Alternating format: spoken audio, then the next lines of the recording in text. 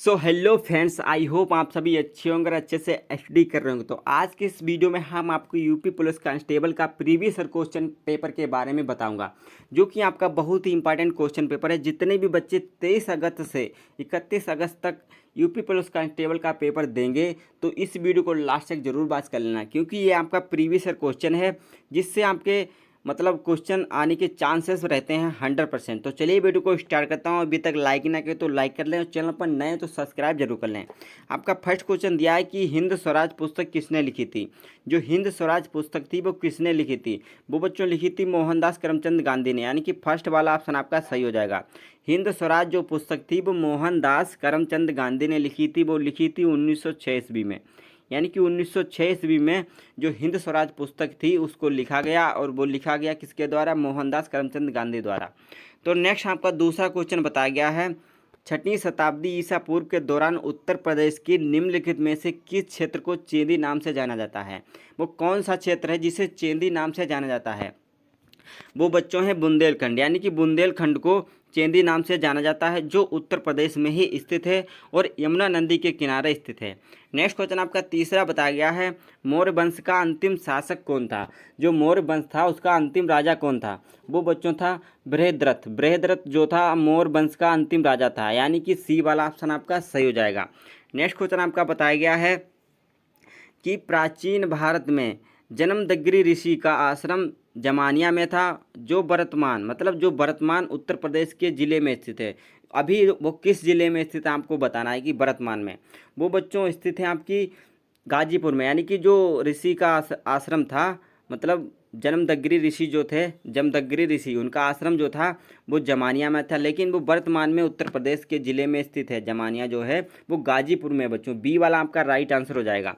Next question आपका पांचवा बताया गया है, इसमें बताया गया है कि राजा हर्षवर्धन ने ज्ञान का एक बड़ा केंद्र स्थापित किया, जिसे भद्र कहा जाता था। मतलब वो बिहार पर है। वो कहाँ पर? बिहार में कहाँ पर है? बिहार कन्नौज पर है, यानी कि आपका सी वाला आपका राइट आंसर हो जाएगा, यानी कि कन्नौज पर है। नेक्स्ट आपका क्वेश्चन बताया गया है छठा, उर्दू शायरी, मतलब जो उर्दू शायरी थी उसमें जो फिराक गोखरपुरी थे, उनके नाम से जो सबसे ज़्यादा जो शायरी थी वो प्रसिद्ध थी। फिराक गोखरपुरी के नाम से कौन अधिक प्रसिद्ध था जो उर्दू शायरी में था? वो बच्चों था रघुपति सहाय। जो रघुपति सहाय थे वो उर्दू शायरी के फिराक गोखरपुरी के नाम से अधिक प्रसिद्ध थे। तो आपका सी वाला राइट आंसर हो जाएगा, यानी कि रघुपति सहाय जो थे फिराक गोखरपुरी जो शायरी जो उर्दू में लिखते थे उनके नाम से प्रसिद्ध थे। नेक्स्ट आपका बताया गया है सातवां, इसमें बताया गया है कि निम्नलिखित में कौन सा गीत उत्तर प्रदेश में वर्षा ऋतु में गाया जाता है? जो कौन सा गीत है जो उत्तर प्रदेश में वर्षा ऋतु में गाया जाता है? वो बच्चों है काजरी। काजरी गीत जो है बच्चों उत्तर प्रदेश में वर्षा की ऋतु में गाया जाता है। नेक्स्ट क्वेश्चन आपका बताया गया है आठवां, इसमें बताया गया है कि बाराबंकी में देवा, जो बाराबंकी में देवा मेला जो है हर साल हिंदू कैलेंडर के कार्तिक माह में प्रसिद्ध सूफी संत, जो सूफी संत हैं उनके वार्षिक अवसर अवसर पर आयोजित किया जाता है। वो कब किया जाता है? वो बच्चों किया जाता है आपका वार्षिक अली शाह, जो अली शाह थे, वार्षिक अली शाह थे, उन्हीं की प्रसिद्ध सूफी जो थे संत, उन्हीं के द्वारा जो किया जाता है। आपका बी वाला ऑप्शन आपका सही हो जाएगा, वार्षिक अली शाह जो थे। नेक्स्ट क्वेश्चन आपका बताया गया है, इसमें बताया गया भारत का पहला राज्य कौन सा है जिसमें राज्य है जिसमें राज्य भर सभी घरों के लिए एक छत पर वर्षा जल संचयन और संरचना अनिवार्य है? जो है बच्चों कौन सा है भारत का सबसे पहला राज्य? वो बच्चों भारत का सबसे पहला राज्य है वो है आपका तमिलनाडु, यानी कि तमिलनाडु में जो है राज्य भर के सभी घरों के लिए छत पर वर्षा जल संचयन संरचना अनिवार्य कर दी है। आपका तमिलनाडु में वो संचयन कर दी गई है। नेक्स्ट आपका 10वां क्वेश्चन बताया गया, इसमें बताया गया है खेती की स्लेट, यानी कि खेती की स्लेश एंड बर्न, जो खेती की स्लेश एंड बर्न है पद्धति के मध्य प्रदेश में के रूप में भी जाना जाता है। जो खेती की स्लेश एंड बर्न, यानी कि जो खेती की ऊपरी सतह है उसे हम किसके नाम से उसे हम किसके नाम से जाना जाते हैं? मध्य प्रदेश में के रूप में भी जाना जाता है। वो बच्चों जाना जाता है दहिया के रूप में, यानी कि दहिया के रूप में स्लेड एंड बर्न कृषि पद्धति के मतलब मध्य प्रदेश के रूप में भी जाना जाता है। नेक्स्ट आपका बताया गया है 11वां, इसमें बताया गया 17वीं शताब्दी के दौरान इब्राहिम आदिल शाह द्वितीय द्वारा ली गई निम्नलिखित में से कौन सी पुस्तक हिंदू देवताओं और मुस्लिम संतों की प्रशंसा में गीतों का संग्रह है। मतलब जो कौन सी जो 17वीं शताब्दी में जो पुस्तक ली गई थी वो कौन सी पुस्तक थी, वो थी किताब, मतलब जो बी वाला आपका राइट आंसर हो जाएगा किताब ए नबरस। जो पुस्तक थी वो थी, उसका नाम था किताब ए नबरस था। नेक्स्ट क्वेश्चन आपका बताया गया है कर्नाटक संगीत में अल्पना हिंदुस्तानी शास्त्रीय संगीत के रूप में मतलब जो समान है वो किसके द्वारा दिया गया, वो बच्चों दिया गया है अलाप द्वारा जो दिया गया था। अल्पना हिंदुस्तानी शास्त्रीय संगीत रूप में मतलब के रूप में समान दिया गया था, वो अलाप द्वारा दिया गया था। आपका सी वाला राइट आंसर हो जाएगा, अलाप द्वारा जो दिया गया था कर्नाटक संगीत में अल्पना हिंदुस्तानी शास्त्रीय संगीत रूप में अलाप के समान दिया गया। नेक्स्ट क्वेश्चन आपका बताया गया है भारतीय वैज्ञानिक और भौतिकी के प्रोफेसर, मतलब जो भौतिकी के प्रोफेसर हैं, उन्होंने जो संगीत के प्रति अपने गहरे प्रेम के कारण 1921 में रॉयल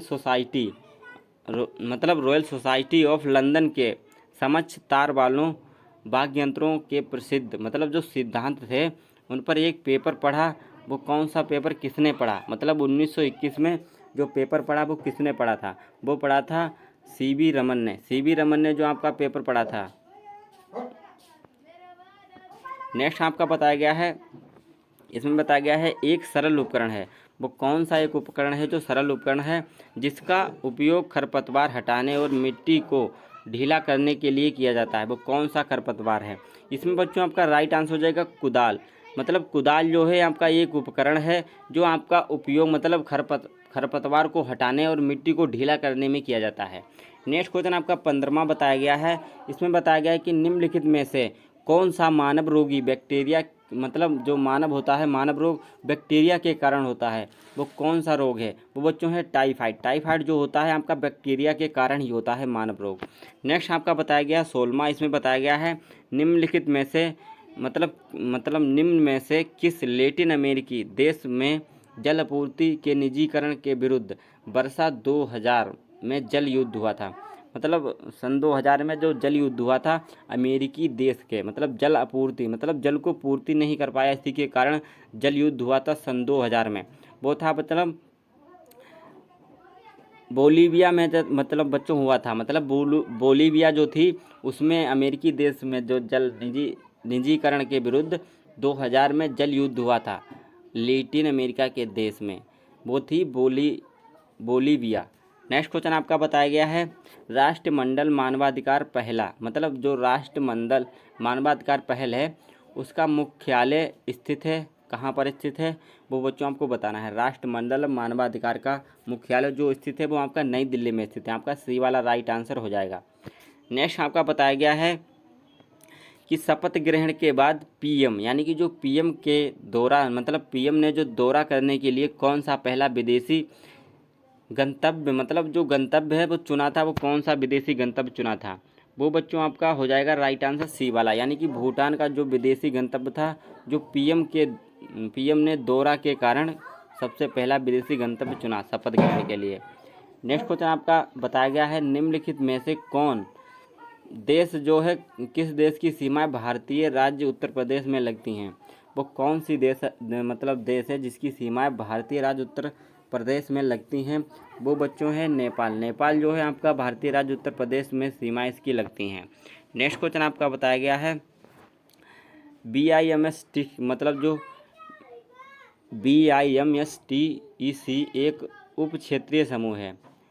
बिम्स्टेक एक उप क्षेत्रीय समूह है जिसमें एक दक्षिण एशिया और दक्षिण पूर्वी एशिया के 7 देश शामिल हैं, जिसका मुख्यालय कहाँ पर है, मतलब आपको बताना है।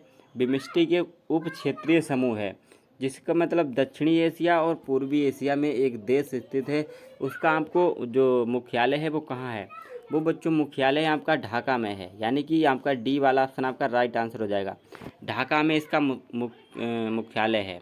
नेक्स्ट क्वेश्चन आपका बताया गया था, निम्नलिखित में से किस जिले को राष्ट्रीय राजधानी क्षेत्र के 23वें जिले के रूप में शामिल किया गया था? वो कौन सा जिला था जिसे 23वें जिले के रूप में शामिल किया गया था?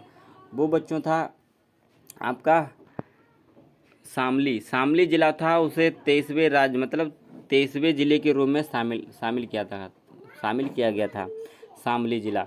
नेक्स्ट आपका बताया गया है, वस्तु एवं सेवा कर पर संवैधानिक संशोधन विधेयक को मंजूरी देने, जो मंजूरी थी उसको देने वाला पहला भारतीय राज्य कौन था?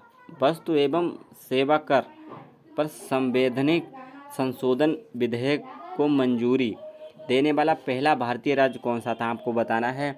वो बच्चों राज्य था आपका असम। असम राज्य जो था जहां वस्तु एवं सेवा कर पर संवैधानिक संशोधन विधेयक में मंजूरी देने का सबसे पहला भारतीय राज्य था। नेक्स्ट आपका बताया गया है, पाल वंश का प्रथम राजा कौन था? जो पाल वंश था उसका प्रथम राजा कौन था? वो बच्चों राजा था, पाल वंश का प्रथम राजा था गोपाल, यानी कि फर्स्ट वाला आपका राइट आंसर हो जाएगा। नेक्स्ट क्वेश्चन आपका बताया गया है, एक संपत्ति जहां बिक्री के लिए एक ही नकदी फसल उगाई जाती है उसे के रूप में माना जाता है? वो कौन सा रूप है जिसे एक नकदी फसल के रूप में माना जाता है? तो बच्चों ये आपका हो जाएगा वृक्षारोपण खेती। इसको एक नकदी फसल उगाई जाती है जिसे वृक्षारोपण खेती के रूप में माना जाता है। संपत्ति जहां बिक्री के लिए एक नकदी फसल उगाई जाती है जिसे वृक्षारोपण खेती कहते हैं। नेक्स्ट आपका बताया गया है, नेपच्यून का अलावा नेपच्यून के अलावा कौन सा ग्रह नील ग्रह के नाम से जाना जाता है? तो बच्चों आपको बताना है कौन सा ग्रह जो नील ग्रह के नाम से जाना जाता है। पृथ्वी भी एक नील ग्रह के नाम से जाना जाता है। नेपच्यून के अलावा जो है पृथ्वी आपका एक नील ग्रह के नाम से जाना जाता है। नेक्स्ट आपका बताया गया है कि निम्नलिखित में से कौन सी उत्कृष्ट गैस है? आपको बताना है कि निम्नलिखित में से कौन सी उत्कृष्ट गैस नहीं है, आपको बच्चों बताना है। उत्कृष्ट गैस जो बच्चों एक क्लोरीन जो है आपकी उत्कृष्ट गैस नहीं है। नेक्स्ट क्वेश्चन आपका बताया गया है, द हवाई गर्ल पुस्तक के लेखक कौन है? द हवाई गर्ल जो पुस्तक थी उसके लेखक कौन है, आपको बच्चों बताना है। ये पुस्तक है, ये आपकी बहुत ही इंपॉर्टेंट क्वेश्चन है क्योंकि ये आपका विदेशी क्वेश्चन लग रहा है और आपका इम्पॉर्टेंट है। इसके जो बच्चों लेखक हैं वो हैं महाश्वेता देवी। महाश्वेता देवी जो हैं आपकी द हवाई गर्ल पुस्तक की लेखिका हैं। नेक्स्ट आपका बताया गया है, गुलाबी गैंग की संस्थापना है एक उत्तर प्रदेश और मध्य प्रदेश स्थित सामाजिक संगठन जो महिला कल्याण और सशक्तिकरण के लिए काम करती है। गुलाबी गैंग है जो महिलाकरण और संगठन महिला कल्याण और सशक्तिकरण के खिलाफ जो भी करती है वो आपकी एक गैंग है। वो उसका नाम क्या है? उसका नाम बच्चों है सनपत पाल देवी। या जो सनपत पाल देवी हैं जो एक महिला है, गुलाबी गैंग की संस्थापक हैं। वो एक उत्तर प्रदेश और मध्य प्रदेश के में स्थित संगठन जो महिला कल्याण और सशक्तिकरण के लिए काम करती हैं। आपका बी वाला आपका राइट आंसर हो जाएगा। नेक्स्ट क्वेश्चन आपका बताया गया है, मोरादाबाद जो मोरादाबाद है काम के लिए प्रसिद्ध है। इसमें दुनिया भर के हस्तशिल्प उद्योग में अपने लिए एक जगह बनाई है। वो कौन सी जगह है? वो कौन सा यहाँ पर जो पदार्थ है वो यूज होता है दुनिया भर के हस्तशिल्प उद्योग के लिए एक जगह बनाई है। वो किसने बनाई है? वो बच्चों बनाई है पीतल ने अपनी एक जगह बनाई है हस्तशिल्प उद्योग के लिए। आपका बी वाला आपका राइट आंसर हो जाएगा। नेक्स्ट क्वेश्चन आपका बताया गया है कि महिलाओं को वोट देने की अनुमति देने वाला पहला देश कौन है? महिलाओं को वोट देने वाला अनुमति देने वाला कि महिलाओं को भी वोट देने की अनुमति दी जाएगी, वो पहला देश है न्यूजीलैंड। न्यूजीलैंड में महिलाओं को भी सबसे पहले ही अनुमति दी गई थी कि वो भी अपने वोट देने की वोट अपना दे सकती हैं। उन्हें मतदान देने का सबसे पहला वो किया गया था न्यूजीलैंड में। नेक्स्ट क्वेश्चन आपका बताया गया है कि भारत में किस आंदोलन का नेतृत्व जो अली बंधुओं शौकत और महमूद अली ने किया था? वो कौन सा भारत में कौन सा आंदोलन नेतृत्व अली बंधुओं शौकत और मोहम्मद अली ने किया था? वो कौन सा आंदोलन था? वो बच्चों आपका आंदोलन था खिलाफता आंदोलन। खिलाफता आंदोलन के बीच बंधुओं शौकत और मोहम्मद अली ने किया था। नेक्स्ट क्वेश्चन आपका बताया गया है भारतीय संविधान का भाग आईबी से संबंधित है। वो कौन सा भारतीय संविधान है? वो भाग जो आईबी से संबंधित है वो बच्चों आपका संबंधित है राज्य के नीति निर्देशक सिद्धांत। जो राज्य के नीति निर्देशक सिद्धांत है वो भारत संविधान के भाग आईबी से संबंधित है। नेक्स्ट क्वेश्चन आपका बताया गया है काली मिट्टी को मिट्टी के रूप में भी जाना जाता है। जो काली मिट्टी है उसका दूसरा रूप मतलब बताना है आपको कौन सा है। वो बच्चों है काली मिट्टी को रेगुर मिट्टी के नाम से भी जानते हैं। रेगुर मिट्टी को हम काली मिट्टी कह सकते हैं। नेक्स्ट आपका बताया गया है, इसमें बताया गया है सरदार वल्लभ भाई पटेल कृषि एक प्रौद्योगिक। भारत के उत्तर प्रदेश राज्य के लखनऊ में एक कृषि विश्वविद्यालय है। सरदार वल्लभ भाई पटेल एक कृषि विश्वविद्यालय है जो है आपका लखनऊ में। वो बच्चों आपको बताना है कि कहाँ स्थित है। वो बच्चों आपका स्थित है मेरठ में। मेरठ में एक सरदार वल्लभ भाई पटेल कृषि प्रौद्योगिक भारत के उत्तर प्रदेश राज्य के लखनऊ में कृषि विश्वविद्यालय है, वो है आपका मेरठ में बच्चों। सी वाला आपका राइट आंसर हो जाएगा। नेक्स्ट क्वेश्चन आपका बताया गया है मानव अधिकारों को सार्वभौम घोषण का अनुच्छेद 4 से संबंधित है। मानव का जो अधिकारों का सार्वभौम घोषण है वो अनुच्छेद 4 से संबंधित है। वो कौन सा मतलब अनुच्छेद है आपका? इसमें राइट आंसर हो जाएगा ए वाला, यानी कि गुलामी से मुक्ति मिलना मानव अधिकार का सार्वभौम घोषण से अनुच्छेद है। नेक्स्ट क्वेश्चन आपका बताया गया है किस भारतीय एनजीओ में पारिस्थितिकी के रूप में टिकाऊ कृषि मॉडल को बढ़ावा देने के लिए 2017 संयुक्त राष्ट्र विकास कार्यक्रम मतलब 2017 में संयुक्त राष्ट्र विकास कार्यक्रम भूमध्य रेखा पुरस्कार जीता था? वो किसने जीता था? वो बच्चों जीता था आपका सी वाला राइट आंसर हो जाएगा। वो जीता था स्वयं शिक्षण प्रयोग भूमध्य रेखा पुरस्कार जीता गया था। वो जीता गया था 2017 में संयुक्त राष्ट्र विकास कार्यक्रम भूमध्य रेखा के विरुद्ध। नेक्स्ट क्वेश्चन आपका बताया गया है एक प्रकाश वर्ष क्या मापता है? जो एक प्रकाश वर्ष होता है वो क्या मापता है? वो बच्चों मापता है दूरी को मापता है एक प्रकाश वर्ष। आपका फर्स्ट वाला ऑप्शन का राइट आंसर हो जाएगा। नेक्स्ट क्वेश्चन आपका बताया गया है मानव आँख का रंग आँख के में मौजूद द्रव्य रंग पर निर्भर करता है। वो कहाँ पर है? मतलब कौन सा स्थान है जहाँ पर मानव आँख का रंग आँख में मौजूद द्रव्य रंग पर निर्भर करता है? वो कौन सी जगह है? वो बच्चों आपकी आइरिस जो होता है आँखों में वही जगह होती है जो मानव आँख के रंग के मौजूद द्रव्य रंग पर निर्भर करता है। जो वो सामने जो रंग देखेगी आँख से दिखेगा वही रंग उस आँख पर निर्भर करेगा। नेक्स्ट क्वेश्चन आपका बताया गया है मैंने ये काम कर लेना चाहिए वाक्य में अशुद्ध अंश है।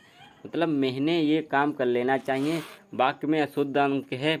वो बच्चों है इसमें अशुद्ध अंक है, वो आपका है मैंने। मतलब मैंने नहीं होता है, मतलब यह काम कर लेना चाहिए वाक्य का शुद्ध यही होगा, लेकिन ये अशुद्ध हो जाएगा, यहाँ पर मैंने लगा है। नेक्स्ट क्वेश्चन आपका बताया गया है राजपुत्र का समास क्या है? राजपुत्र जो है उसका समास क्या है? वो आपका तत्पुरुष समास है। नेक्स्ट क्वेश्चन आपका बताया है आम खाया जाता है मैंने कौन सा वाक्य है? मतलब आम खाया जाता है ये कौन सा वाक्य है? वाक्य नहीं बच्चों इसमें वाक्य दिया गया है और आपका ये वाक्य ही होता है क्योंकि हिंदी तत्पुरुष समास और विग्रह से लिया गया है। इसमें आपका बच्चों राइट आंसर हो जाएगा बी वाला कर्म वाच्य। आम खाया जाता है कर्म के अनुसार। नेक्स्ट आपका बताया गया है निम्नलिखित में से अव्यय है, मतलब कौन सा जो है वो आपका अव्यय है? वो बच्चों आपका राइट आंसर हो जाएगा तथा जो है आपका एक अव्यय है। नेक्स्ट क्वेश्चन आपका बताया गया 43वां। इसमें बताया गया है कि हिंदी में अल्प विराम का चिन्ह है, वो आपका हिंदी में जो अल्प मतलब आधा जो विराम है वो कौन सा चिन्ह है? वो बच्चों आपका डी वाला आपका राइट आंसर हो जाएगा। ये आपका जो निशान होता है ऐसे लगाते हैं तो आपका आधा विराम हो जाता है।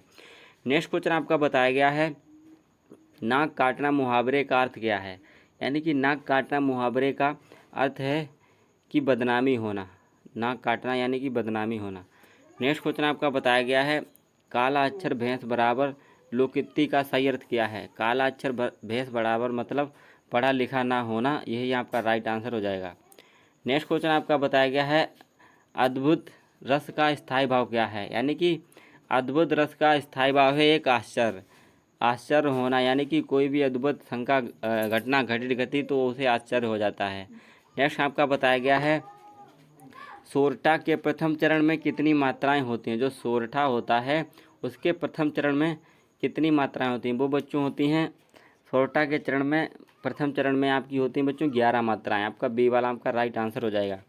नेक्स्ट क्वेश्चन आपका बताया गया है कि निम्नलिखित में कौन सा शब्दालंकार नहीं है? वो मतलब आपको बताना है कि कौन सा जो शब्द मतलब इसमें बताया गया है कि कौन सा शब्दालंकार नहीं है बच्चों, आपको बताना है। इसमें जो बच्चों शब्दालंकार है, जो रूपक एक आपका शब्दालंकार नहीं है। नेक्स्ट को आपका बताया गया है निम्न में से दंत ध्वनि है। आपको बताना है कि दंत ध्वनि है वो कौन सी ध्वनि है। इसमें आपका दंत ध्वनि है। दंत ध्वनि हम बच्चों उसे कहते हैं कि हम जो भी शब्द बोलें जो आपकी जीभ ऊपर वाले दांतों से लग जाए उसे हम दंत ध्वनि कहते हैं। तो इसमें दंत ध्वनि है आपका चा, यानी कि जो चा एक है ये आपका दंत ध्वनि है। बी वाला आपका राइट आंसर हो जाएगा। नेक्स्ट क्वेश्चन आपका बताया गया है निम्न में से कौन सा वर्ण अघोष है? मतलब अघोष जो है कौन सा वर्ण है?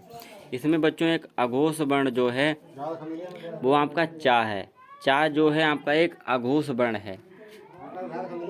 आई होप आपको वीडियो अच्छी लगी होगी, क्योंकि इस वीडियो में आपको हम 50 ही क्वेश्चन बताएंगे। क्योंकि आपको अगर जब पूरी वीडियो चाहिए, क्योंकि लंबी वीडियो हो जाएगी, तो आपको ये जो क्वेश्चन बचे हैं आपको 8 बजे इसकी वीडियो मिल जाएगी।